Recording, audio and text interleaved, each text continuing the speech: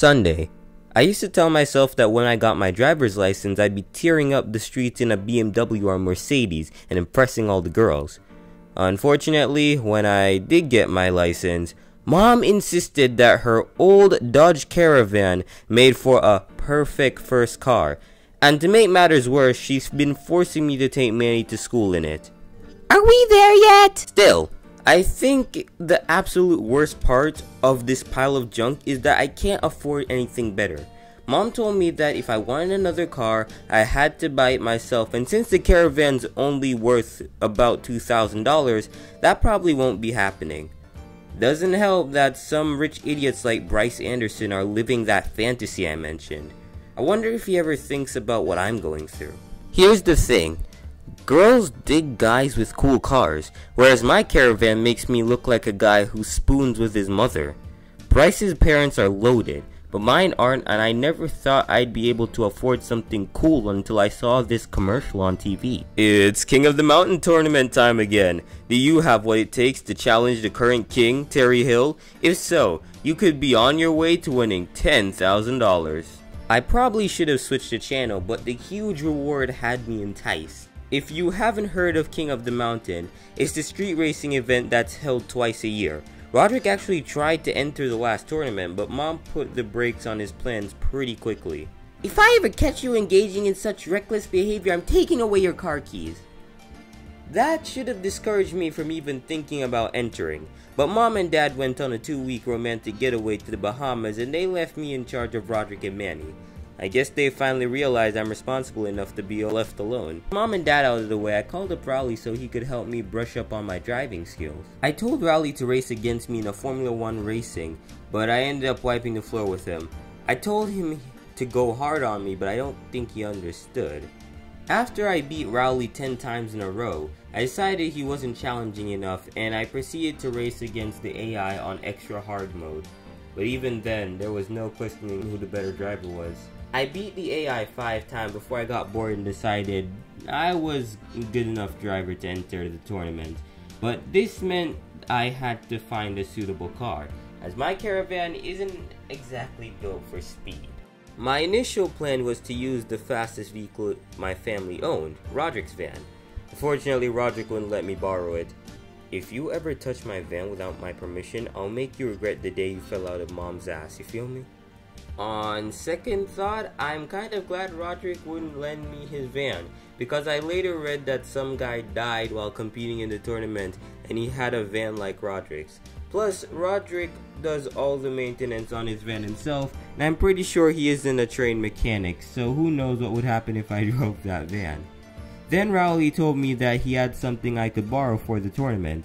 I was surprised by that since Rowley doesn't have a driver's license, but I thought his dad might have a Porsche or something. Then I saw what he was talking about and I realized I shouldn't have gotten my hopes up. Whee!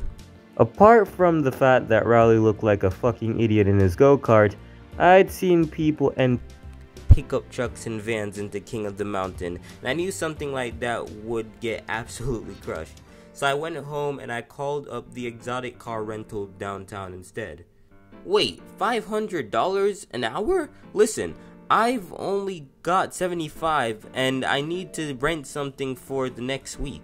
Are you sure you haven't got anything in that price range? No, don't hang up! After this, I decided to give up and just enter the Caravan. Yeah, I was pretty sure I wasn't even gonna make the qualifying round until I received a call from Uncle Gary. And believe it or not, but he was actually offering me a free car. Alright Greg, I won this Nissan in a trade and I've got to get rid of it as soon as possible. Is it okay if I hide it at your place for the next few days? I won't even charge you. Uncle Gary showed up a few hours later with the car. I thought for sure that he had some boring sedan, but he actually got a Nissan Skyline. Don't ask me how he found one of the best cars in most of the racing games I've played, but I'm glad he did. Uncle Gary told me I could do whatever I wanted with the Skyline, so of course I was gonna enter it in the tournament. My opponents won't know what hit him until it's too late. Monday, I decided to drive the Skyline to school so I could show it off to the girls, but only then did I realize that it had a manual transmission and I'm not quite sure how they work. Plus the steering wheel was on the wrong side and all the controls were reversed. All that took 15 minutes to figure out and I still didn't know how to get the hang of this thing. I decided to give Rowley a ride to school so I could show him how cool my new car was, but he wasn't as impressed as I thought he'd be. Why didn't you get a Volkswagen Beetle? Joshy has a Beetle and it's the coolest thing ever. I tried to explain to Rowley that Beetles were girls' cars, but I don't think he understood. And if that wasn't bad enough, I ended up attracting the wrong kind of attention with the Skyline. Wow, is that a real GTR? Believe it or not, but the guys were absolutely bombarding me with questions about the Skyline. I then made the mistake of telling them I borrowed it from my Uncle Gary, which led them believing he's way cooler than he really is. At least the guys were paying attention to me, as the girls automatically thought my car was bad because it's a Nissan. I should have asked Uncle Gary if he could get me a Ferrari or a Lamborghini instead. No, it's way cooler than you think. I'll have you know that I could beat Bryce's BMW in a race anytime. That doesn't change the fact that it's a crappy Nissan. Those are cheap cars. Hey, your mama can't afford it, bitch, so why you coming after the Nissan? I bet those girls will change their minds once they learn that I qualified for the tournament. Though I suppose that's not much of a feat given who I was up against.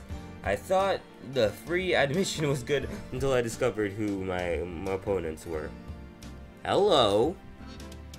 In addition to Leland, I was also racing against Mr. Ira and Leon Feast. I had no idea that either of them were into street racing, but I guess they were also tempted by the huge reward.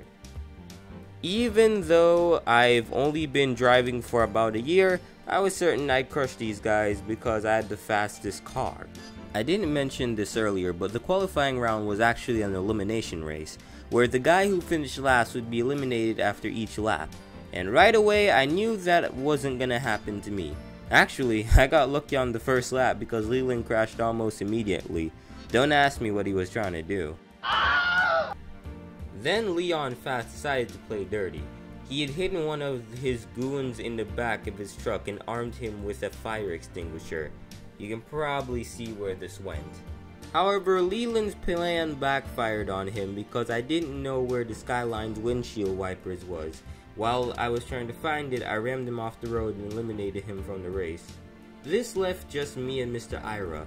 I guess I'm not as good as a driver as I thought I was, because that was the only explanation for why his bulky SUV was able to keep up with me. Well, until he flipped it over on a sharp turn. A little help? And thanks to that, I qualified for the tournament.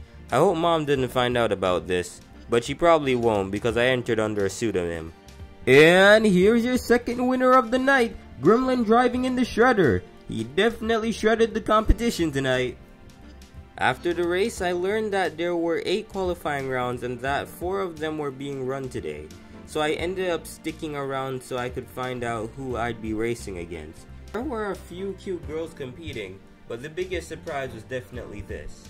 Yogurt Man 69 pulls ahead, but what's this? The van guy passes him on the final straight. This means your last winner of the night is the van guy in exploded diaper. What an amazing move. I knew Roderick wanted to enter King of the Mountain, but I never thought he'd actually follow through on it. I guess the reward was too big for him to ignore. Though now I'm worried Mom's gonna find out we're both competing in the tournament. I mean, Roderick put no effort into hiding who he is, and it's only a matter of time before Mom discovers what he's up to. And to make matters worse, I now have to worry about racing against Roderick because I know he's not gonna go easy on me. All I can hope for is that he gets put in a different bracket from me and that he gets eliminated in the first round. Tuesday. The girls still haven't noticed how good of a driver I am, though I'd chalk that up to them not knowing about King of the Mountain. Hey girls, guess who just qualified for King of the Mountain? King of the what? They do broadcast King of the Mountain on TV, but I don't think they show it on enough channels. Seriously, that TV station that airs The Bachelor should drop it and start airing King of the Mountain instead, because these girls don't know what they're missing out. Yeah, speaking of which, I decided to watch the rest of the qualifying races to see if there's anyone else I had to look out for. And unfortunately, there was.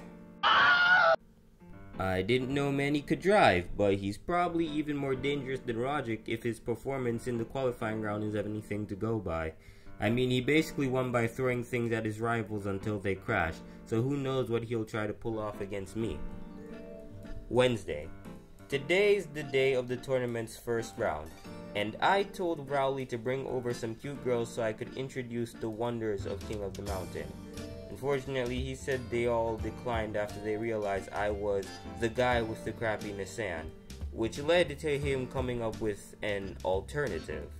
Rowley tried to convince me that all girls love the superstar like Joshi. I just told him to sit in the back of the bleachers and pretend he didn't exist.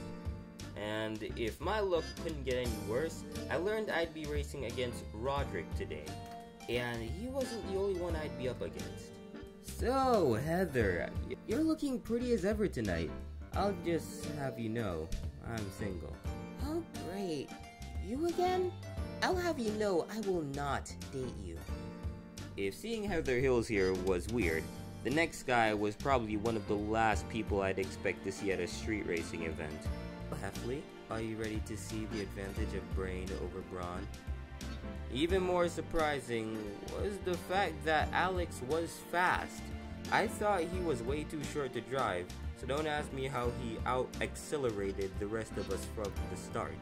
If there's one good thing about the actual tournament races, it's that they're based around points rather than eliminations. Basically, you get more points the higher you finish, and by the end of the second lap, I was in the second thanks to the power of the skyline. Alex was in first place, and I found out why we were given a break at the halfway point. Luckily for me, Alex isn't very street smart and left his car unlocked. While he wasn't looking, I bought some scissors from a concession stand, cut out his booster seat, and shoved it into the dumpster. And just as I expected, this had significant effect on his performance. And they're off again, but wait, the logician has stalled at the starting line. He was doing so well in the first half. It looks like the real race is now between Gremlin and the van guy. Heather caught up with me by the end of lap 3, but my quick thinking saw her out of the race for good. With both Heather and Alex out, I overtook Roderick at the beginning of the 4th lap. I thought this would be another easy victory for me, until I noticed Fregley standing in the middle of the road. I thought Fregley couldn't get any weirder in high school, but he somehow managed the impossible. Lately, he's become obsessed with drinking tons of coffee and going on sugar-crazed runs. He's on the news every other week for ending up in absurd places, and I'm not sure why someone hasn't tried to stop him yet. Unfortunately, the road was too narrow for me to safely pass Fregley, and my only options were to wait for him to move or to run him over. The first choice meant I'd lose the lead over Roderick, since Fregley only weighs about 90 pounds, soaking wet. I thought I'd send him flying if I drove into him. And that's exactly what I did. I thought that was the last I'd see of Fregley, but he actually landed on my hood, and once he saw me inside, he went completely insane. Freckle? Because of that, I now had to pay attention to the road while not looking at Fregley at the same time. As a result, Roderick overtook me and finished second, with Fregley still serving as the world's worst hood ornament. And here comes Gremlin to take second place. He'll be joining the van guy in the semifinals for the King of the Mountain. Things didn't get much better after the race, with Roderick acting like he was the only one who made it to the semifinals. Oh, and he kept trying to convince me that his van was way better than my Skyline. So your Nerdmobile's got 2 turbos and it still can't beat my 15-year-old van. Remember how I said Roderick does all the maintenance on his van himself?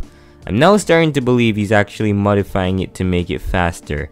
If the embarrassment of getting beaten by a rusty old van wasn't enough, I later learned that Manny had also qualified for the semifinals. And if my life couldn't get any worse, I found out that Patty Farrell also qualified. I'm now starting to doubt if I can actually win this. Thursday. My day got off to a pretty bad start when I learned that my Skyline was no longer the coolest car in the world. Dude, did you see that old van smoke the Skyline last night? That thing was fast. Oh boy, this is making me want to buy my own van. For once, I was glad the girls don't watch King of the Mountain because they didn't seem aware of what happened last night. At least I thought they were. Hey, Grimlon, can I ask you something? I don't think Holly Hills has ever called me by my real name, but at least she doesn't think I'm Fregley anymore. I thought she was gonna tell me about how dreamy Roderick was, but she actually wanted to talk about Heather. I just wanted to say thank you for not letting Heather win. She claims she'll use the prize money to study abroad, but I know she wants to use it to go on a huge shopping spree. Sure, no problem. I just wanted to win, but hey, you're welcome. I then asked Holly if she really wasn't mad at me for what I did, and the resulting conversation made me realize that we've got more in common than I thought. Why would I be mad at you? I'll have you know that Heather put hair remover in my shampoo and I nearly ended up bald. Thanks for helping me take revenge on her. Really? The guy in the white van who won the race is my brother, and he won't stop rubbing it in my face. Maybe I should try that on him. You could try, but I'm not sure if he uses shampoo. And have you seen the other winner? My little sister Hannah rooted for him even though he's been cheating left and right. Oh my god, him? I know he doesn't look the part, but he's also my brother. He gets away with all kinds of stuff because he's my mom's favorite, and I'm not surprised he's doing the same here. And if things couldn't get any better, Holly told me many of her friends were happy about Heather's defeat and that they'd probably go watch the next race. I'm pretty excited about this because Holly's on the cheer squad and I'll have a gaggle of cheerleaders supporting me. I'd say this is more important than ever given what I later saw on TV. I'm not sure why the TV station only invited the first place finishers because I really could have used some free publicity. They showed several clips of Manny and Roderick from previous races and asked how they felt about the upcoming semi-final race. That fat plooby bubby's going down tomorrow night.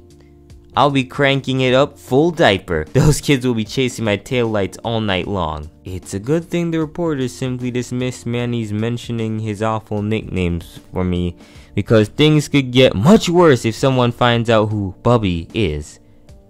Friday. The semifinals were tonight, and I was a little worried about who I was up against, but Holly and her friends showed up and I was thrilled to see them supporting me. Roderick likes to tell me he's popular with the girls, but I didn't see any of them flanking his van. In fact, he only seemed to have invited his bandmates to watch him. Good luck out there, Rod. Manny didn't even have anyone supporting him. I guess he's so confident about winning that he doesn't need moral support. Though I wouldn't rule out most of his fans being in bed when the race took place. Anyways, the TV station was conducting interviews before the race, and I finally got some much needed publicity. Oh, these guys don't know who they're up against. I've made it this far and I'm not giving up just yet. Roderick and Manny interviewed, but Roderick just advertised his band and Manny accused everyone who didn't support him of being a bunch of ugly little ploobies. And if that wasn't enough, I then ran into Patty Farewell, who I'd only forgotten about because I was too busy worrying about Manny.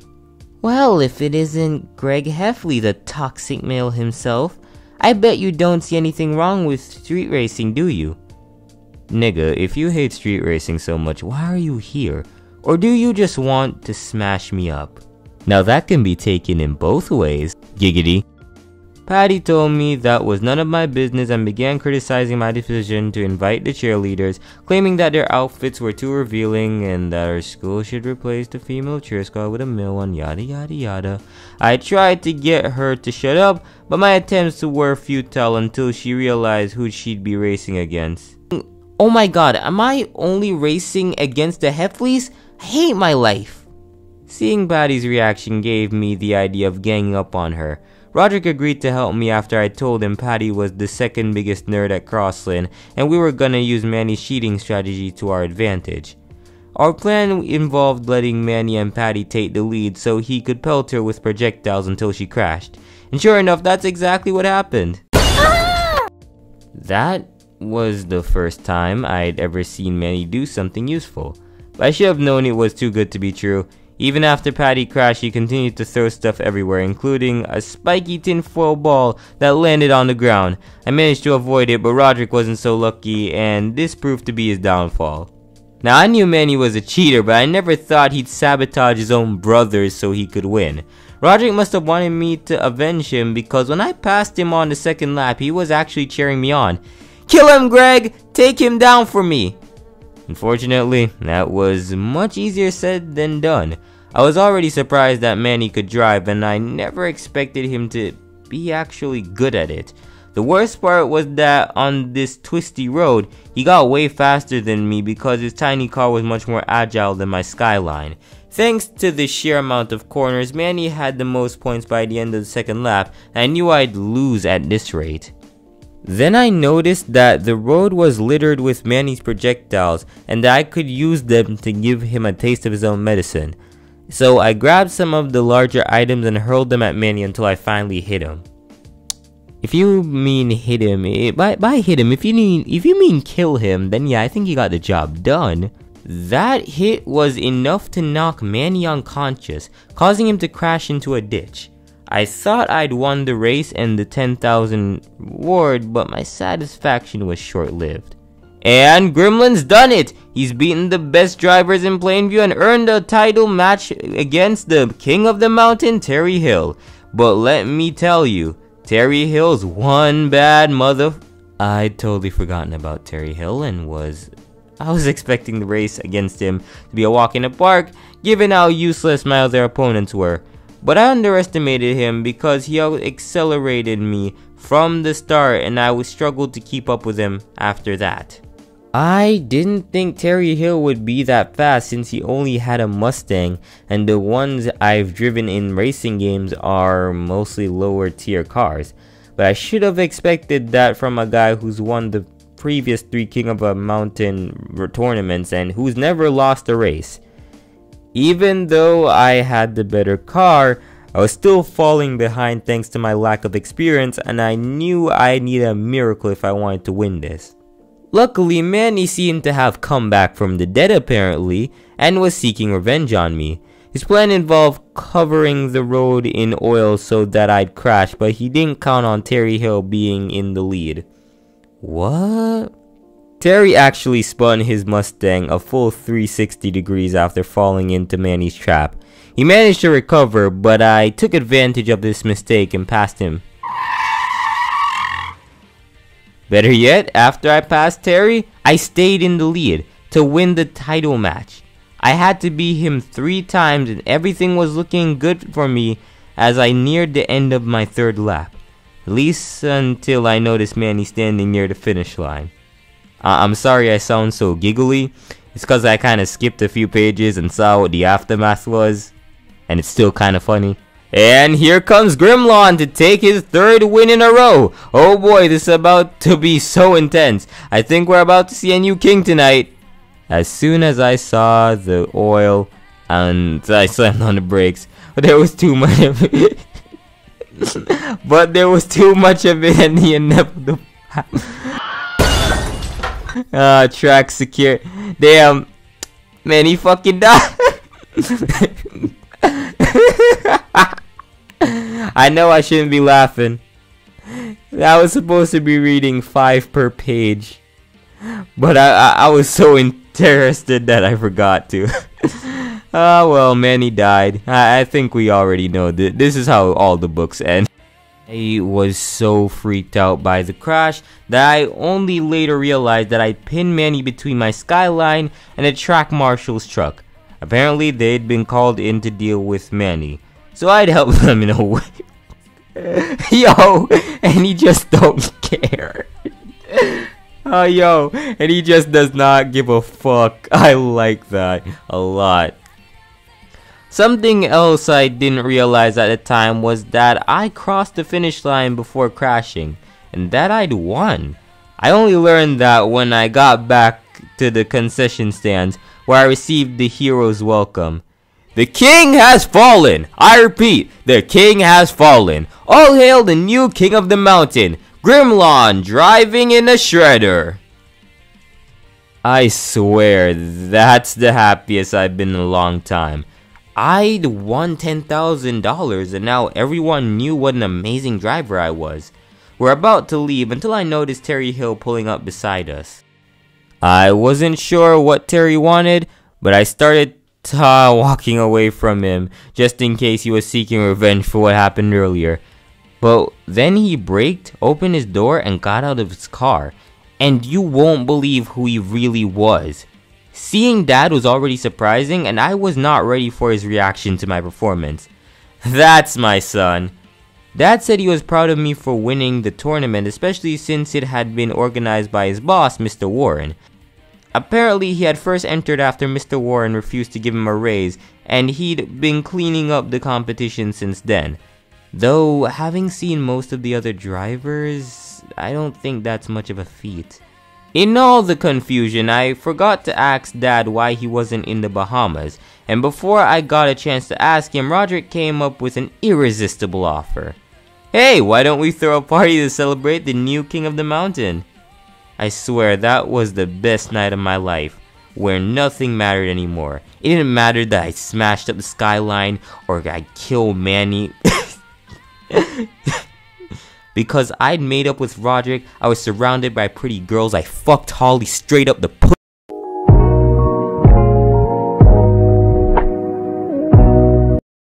Yeah, and I was now $10,000 richer than I was last night.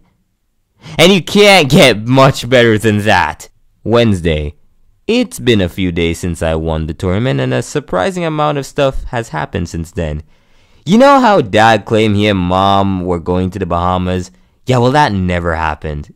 I only found out the day after I won, when Mom showed up at our front door.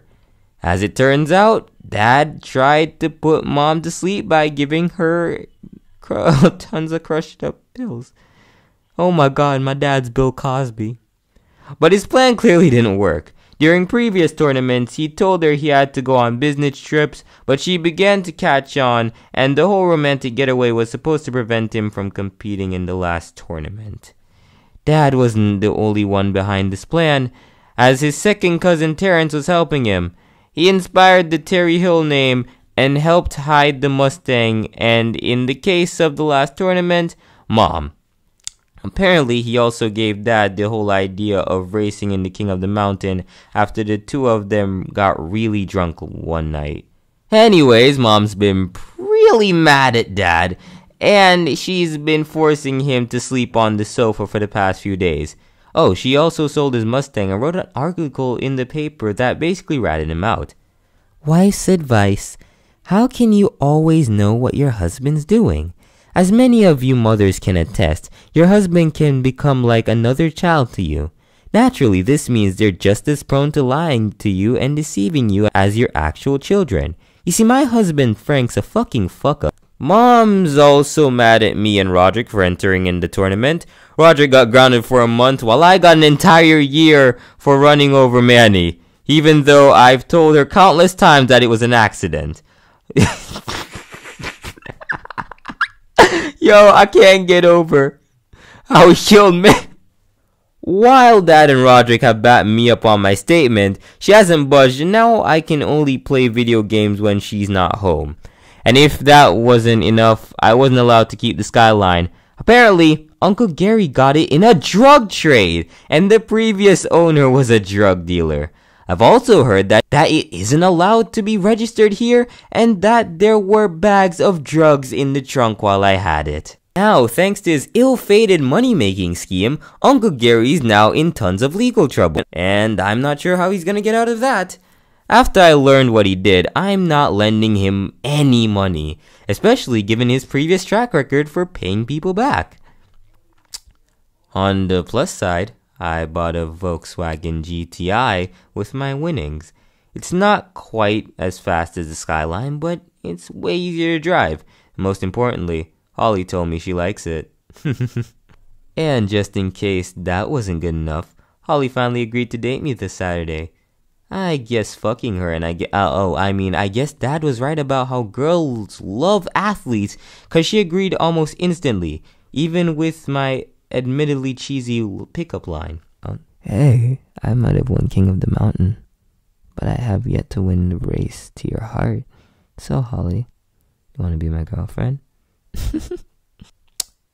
I think I'm never doing that again.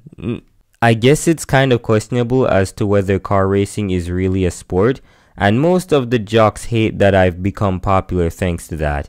But I've got a beautiful girlfriend, and I couldn't care less about what those knuckleheads think. So, Runt, how many muscles have you gained from driving in circles? I'm pretty sure I'm also behind the recent surge in street racing in the parking lot. Ever since I won King of the Mountain, the guys have been terrorizing the place in the hopes of qualifying for the next tournament. You fucking bitches, be careful, you'll run me over. If I knew this was gonna happen, I probably would have just signed up for the football team instead. Sure, I'd probably get pummeled, but Holly seems to have a thing for underdogs and she'd probably appreciate my efforts. In other news, I just had to thank Roderick for the party we threw, and I gave him some of my money. He brought new equipment for his band with it, and he actually wrote a song about me. I used to think Loaded Diaper's music was awful, but it's been starting to grow on me lately, and the fact that I've got my own song helps that. The last thing I'd like to mention is that I totally forgot about Rowley thanks to everything that happened during the weekend. I hadn't actually seen him since Friday, as his parents wouldn't let him watch King of the Mountain after they found out what it was about. I only saw Rowley again on Monday, when I drove over to his house to give him a ride to school. I told him everything that happened over the past few days, but he was pretty confused by it. I then told Rowley I won tons of money and bought a cool new car.